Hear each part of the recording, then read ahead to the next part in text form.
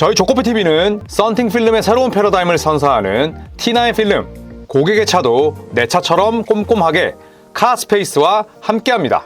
네, 반갑습니다 여러분. 조코피TV 조현일입니다. 자, 오늘은 골든스테이트 워리어스의 트레이드 시나리오에 대해서 한번 살펴보도록 하겠습니다. 제가 이 클러치 포인트의 글들을 좀 자주 읽는데 여기서 5가지 트레이드를 제안했거든요. 네, 골든스테이트 워리어스에게 현실적으로 가져갈 수 있는 트레이드 방안, 5가지의 전력 보강 방안을 게재했던데, 자, 이 5가지 트레이드 제안을 소개하면서 또 제 의견을 덧대는 시간을 갖도록 하겠습니다. 자, 워리어스 솟아날 구멍이 필요합니다.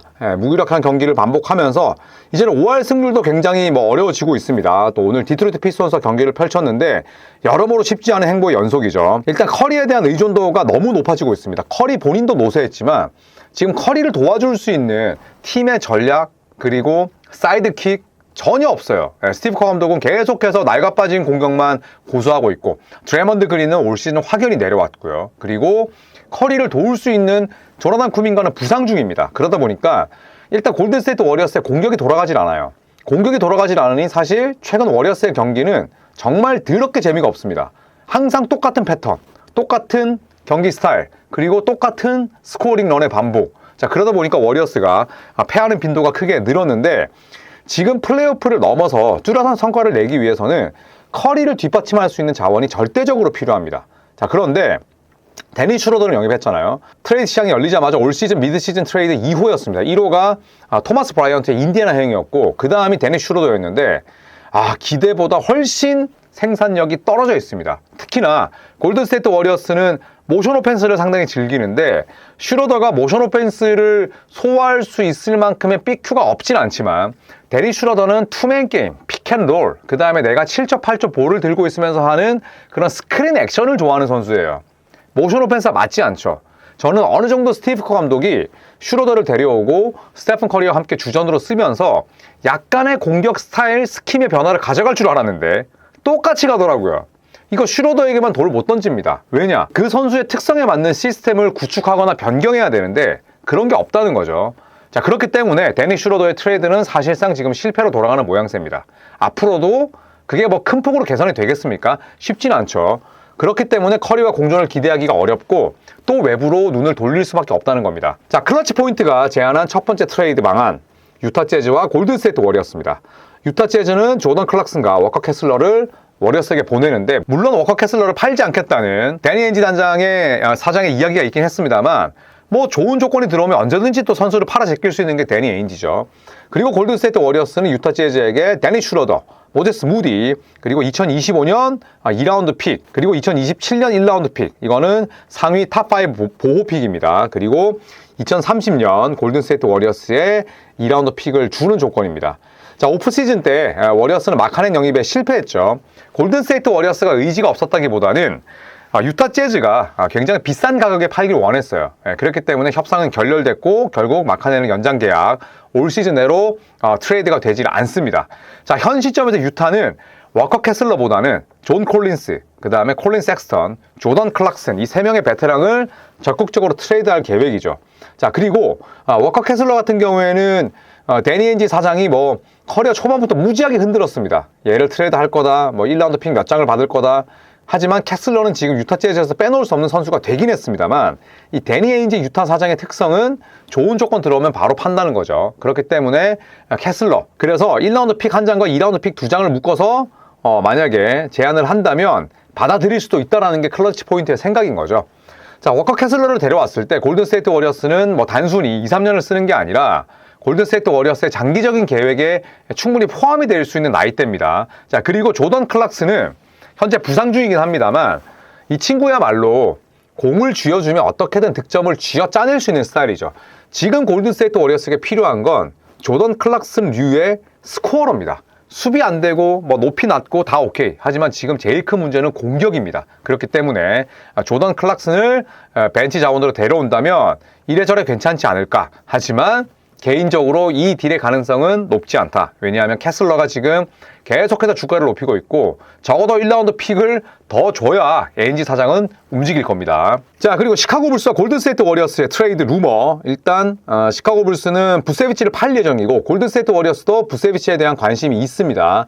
자, 시카고 불스가 니콜라 부세비치와 토레이 크레이그를 골든스테이트에게 보내고요. 골든스테이트는 모제스 무디. 근데 이게 포이즌 필이 있기 때문에 무디를 넣긴 쉽지 않을 텐데. 그리고 게리 페이튼 2세, 케번 루니. 저 두 명은 만기죠. 그리고 2025년 2라운드 픽을 준다는 건데 센터가 필요한 골든스테이트에게 부세비치는 반드시 필요한 자원입니다. 그리고 연봉도 20밀밖에 안 해요.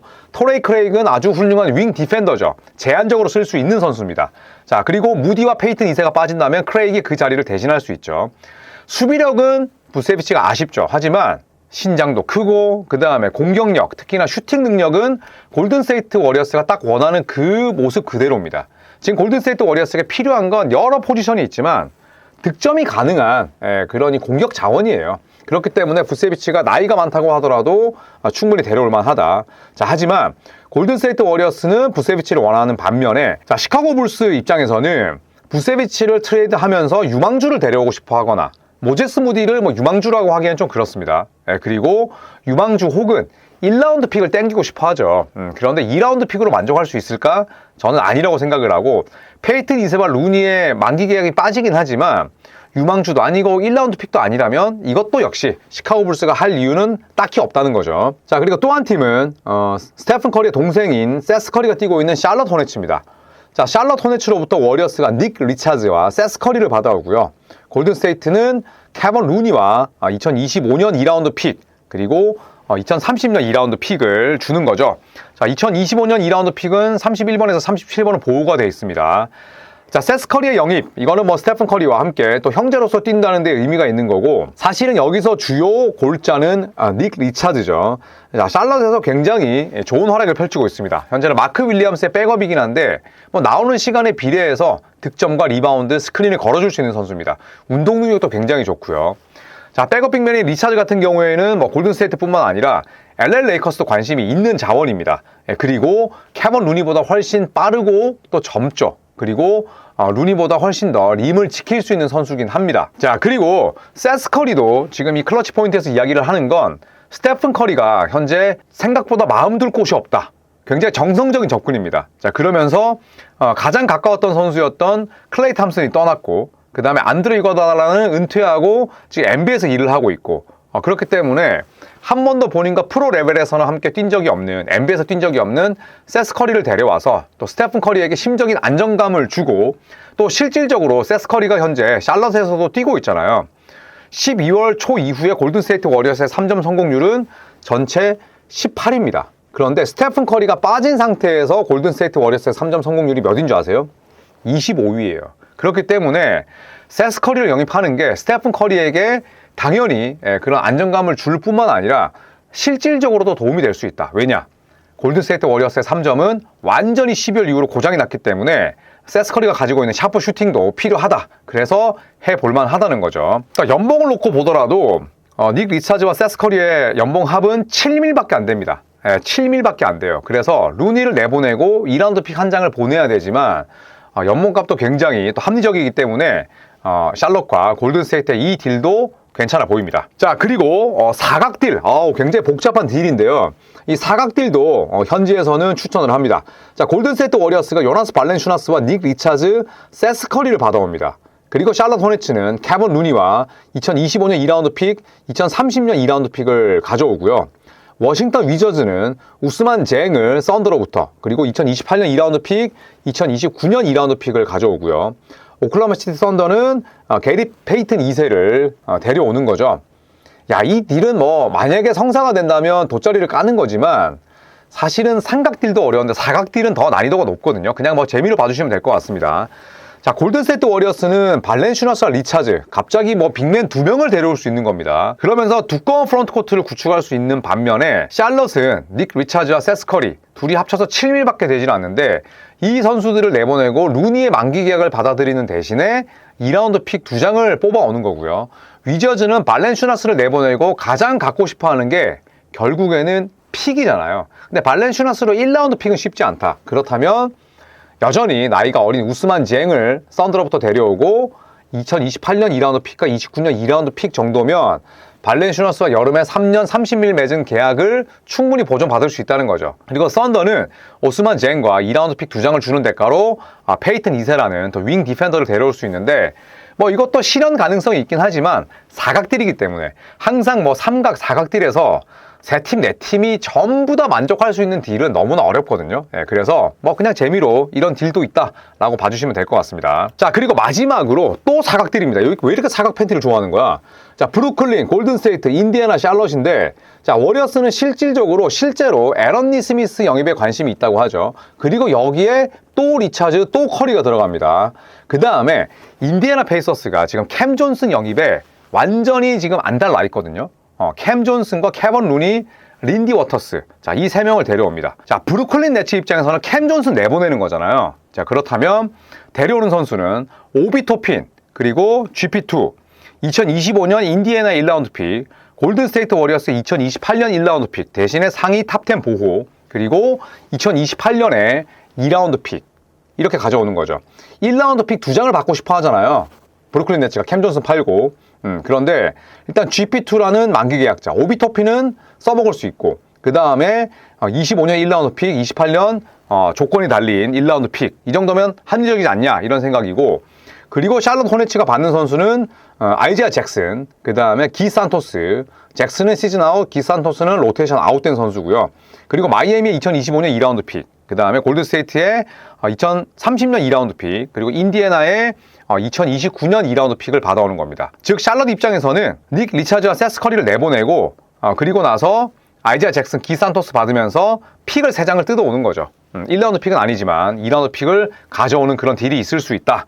이렇게 보시면 될 것 같습니다. 정리를 하자면 이 모든 딜의 공통점은 골든스테이트 워리어스는 만기 계약자 혹은 2라운드 픽을 내보내면서 선수를 데려오고 싶어하고, 그런데 현실적으로 만기 계약자와 2라운드 픽 묶어서 데려오는 선수를 한들 그게 얼마나 큰 도움과 파장이 되겠습니까? 저는 뭐 이런 딜은 그냥 재미로 보는 거지 딱히 골든스테이트 워리어스의 성적에 엄청나게 유의미한 성과로 이어지진 않을 것이다 라고 개인적으로 생각을 합니다. 그냥 뭐 이런 시나리오가 있다 이렇게만 또 봐주시면 될 것 같고, 또 한편으로는 이 정도로 골든스테이트 워리어스가 상황이 쉽지 않구나 또 이렇게 생각을 하시면 될 것 같습니다. 자, 이상 클러치 포인트가 제안한 골든스테이트 워리어스의 5가지 트레이드 루머, 트레이드 방안에 대해서 살펴봤습니다. 뭐 이 가운데 충분히 트레이드 시나리오의 가능성이 높은 그런 제안도 있지만, 현실적으로 이런 딜이 일어난다고 하더라도 지금의 골든스테이트는 반등하기가 참 쉽지 않다라고 생각을 합니다.